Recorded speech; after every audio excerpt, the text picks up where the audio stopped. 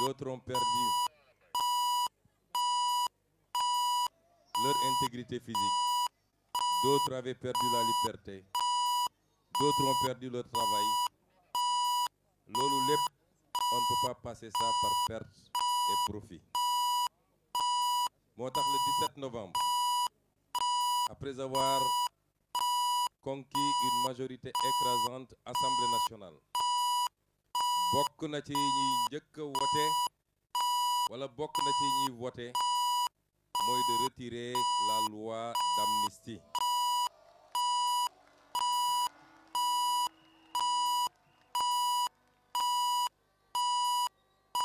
Impunité mënul am te bu dee dans une société les gens mën nañu làqatu ci gannaaw état pour utiliser les moyens d'état pour comploter contre les gens, pour tirer sur les gens, pour tuer des manifestants désarmés.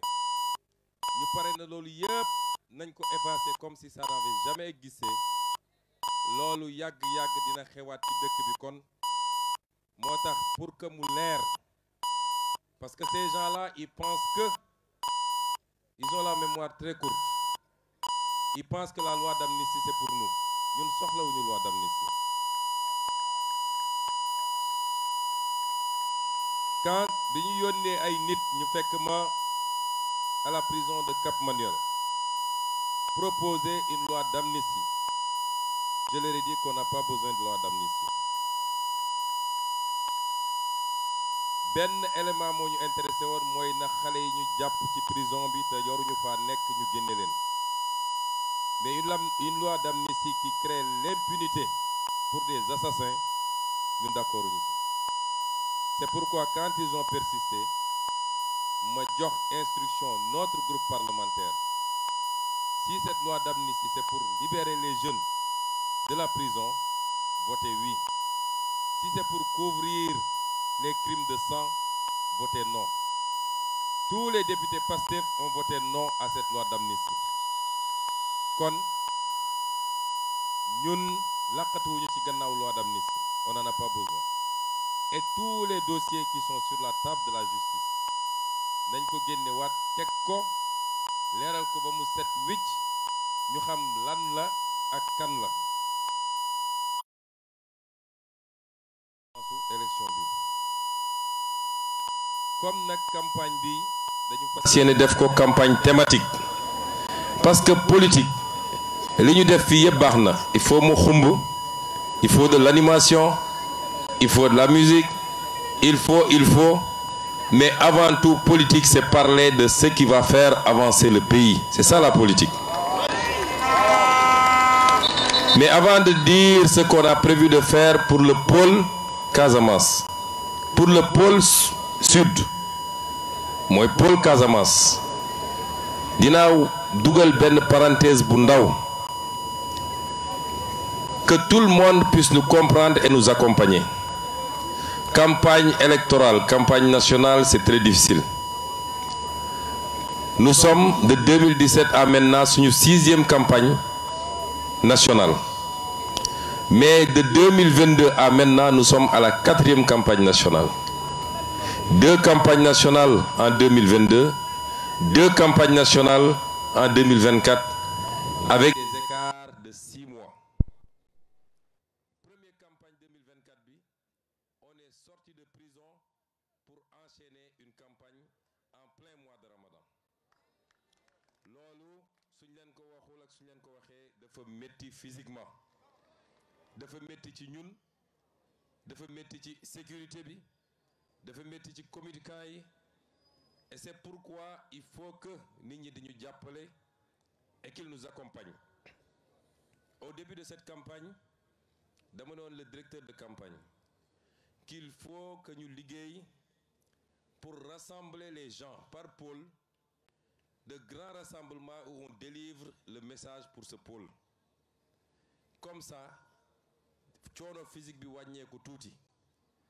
Bu ñu fàtte it ni en tant que premier ministre dañuy continuer de coordonner l'action du gouvernement même en étant en campagne.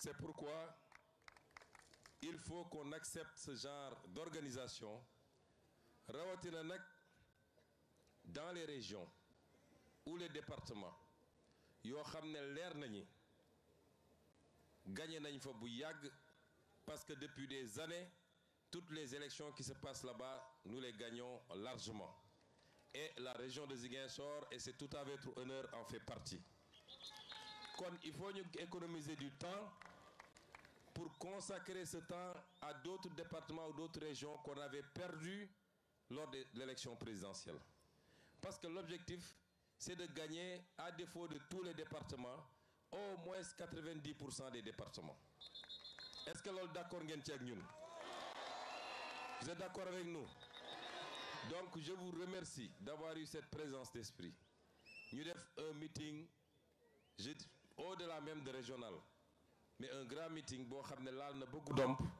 laal na ba Bunkiling pour pouvoir rassembler tout le monde et délivrer le message le pôle Casamance mooy pôle boo xam ne dafa réhabiliter la région naturelle de la Casamance ñi fiy nekk mag tuuti ils savent qu'après l'indépendance la première organisation du gouvernement de Senghor ou de Mamadou Dia c'était d'organiser le Sénégal en régions naturelles la région du Sine Saloum la région du fleuve le Sénégal oriental la Casamance le Cap-Vert après la ñu ñëwaat c'était des entités cohérentes mooy buñ ci jël rek dafa am réalité économique mais dafa am réalité socio-culturelle ñu ñëw di ko dagg ba tey on est à 14 régions ñu ñëw di sauctionner ces régions-là en départements et en communes ba on est à 46 départements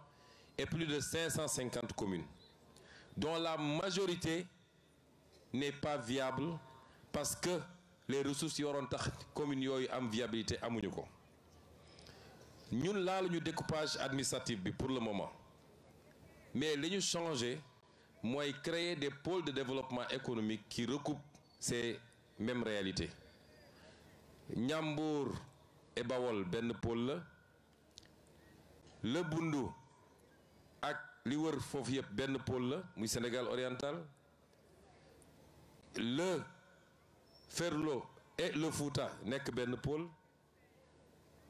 la région nord nekk benn pôle le Sine Saloum nekk benn pôle la région du Cap-Vert nekk benn pôle le Cayor nekk benn pôle ça nous fait 8 pôles de développement économique pôle bu nekk nag on a travaillé sur la base du potentiel de ce pôle à voir qu'est-ce qu'on va faire dans les 5 ans dans les 10 ans dans les 25 ans pour que ce pôle soit un véritable pôle de développement économique et social.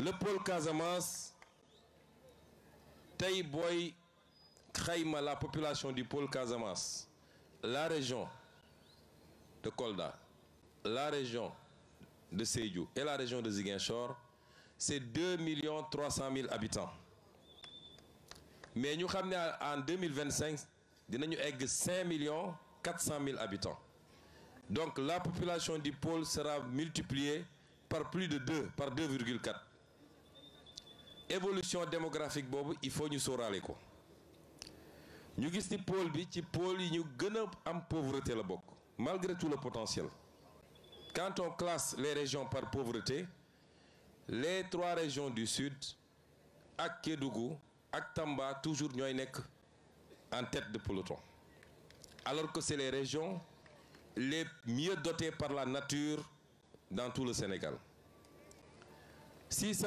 000 francs par tête d'habitant mooy PIB bi ñun nag ñu ne à l'horizon 2050 nous voulons multiplier ça par plus de 3 parce qu'il est question d'aller à 1 800 000 ou 2 millions de francs par tête d'habitant. C'est des régions où le taux d'emploi est très faible 13% de taux d'emploi fii soo ñëwee Ziguinchor les jeunes te disent à part Jakarta on n'a presque rien à faire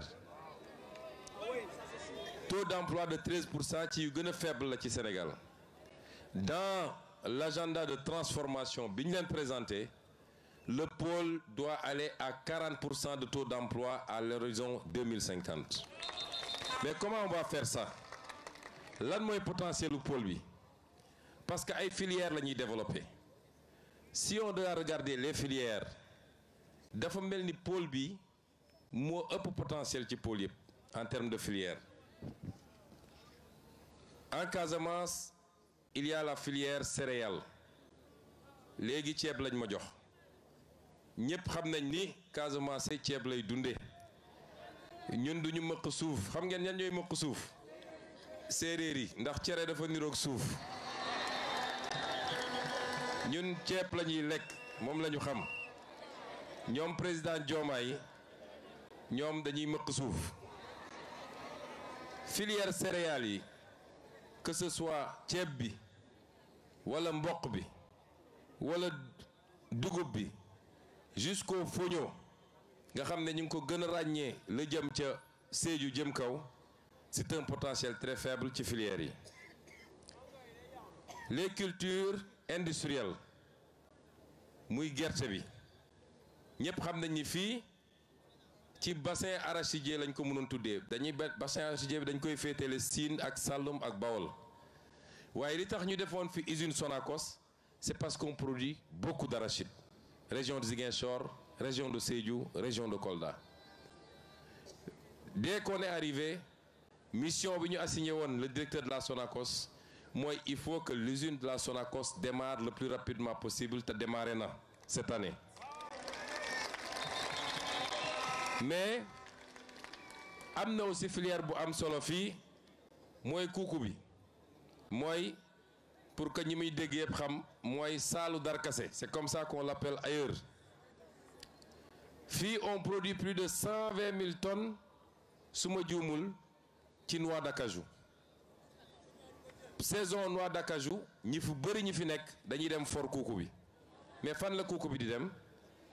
Indien yi ñoo koy jël exporter ko transformer ko seen dëkk dem jaayi ko Europe 4 fois 5 fois plus cher. Ce que nous voulons pour yooyu nga xam ne mooy les productions industrielles mooy lépp ñu transformer ko fii, créer des usines qui vont créer des emplois, ñu créer de la valeur ajoutée et c'est comme ça qu'on construit un développement.